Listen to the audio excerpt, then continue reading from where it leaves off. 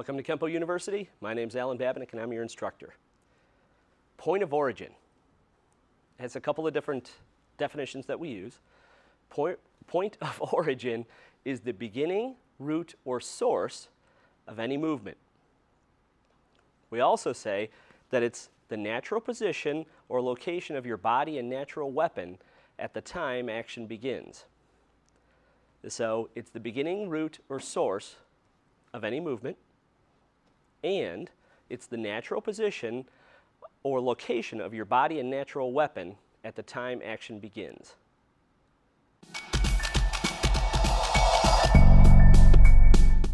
What does all that mean?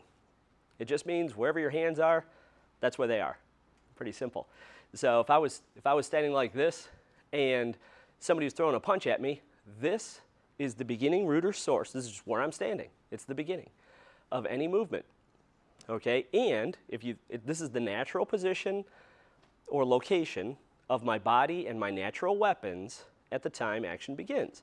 So when somebody throws a punch at me, I have to step back. This is where my hands start and this is where my feet start. So if somebody's throwing a punch at me, a left roundhouse, and I'm doing shielding hammer, I have to step back and do my outward block, and my hands had to come from where it started, the beginning, root, or source of that motion and that motion. And then my feet don't move, but this stepped back to hit my neutral.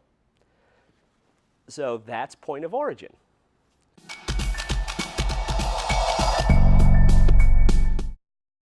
As you keep going, your point of origin, now my point of origin's up here. So if I was doing shielding hammer against the left roundhouse punch, you're stepping back, doing your outward block, your check, hitting your neutral. So from here now, my point of origin for my right hand is up here. So as I hit across the face, break his nose, it came from here. I don't want to go down and around and then hit him in the nose. I just want to hit him right in the nose. So here's the beginning, root, or source, and the natural position of my arm, and then I just hit down across the nose. So, and then my new point of origin was down here. Well, I could throw a back knuckle. I could try to grab him. I could shuffle in with a dipping elbow. So we could do a lot of different things there. So just because the technique says, oh, you have to do this, this, and this, you're still just working from point of origin. So from your point of origin, or position recognition, you might say, you can go to the next thing. So if you're doing a very specific technique, you have to do the very specific things in the technique. If you don't want to do the technique, but you find yourself in that position, then you still at working from point of origin. I still step back and block. I'm still hitting across the nose and getting my hand up in a checking position, and this is chambered.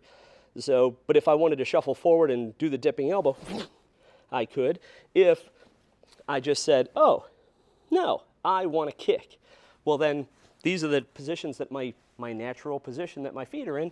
I would just turn and kick. Again, I wouldn't go, ha, and then kick unless I was in my own way, and we don't do that, right? Nobody gets in their own way. That's illegal. So, point of origin, the beginning, root, or source of any movement.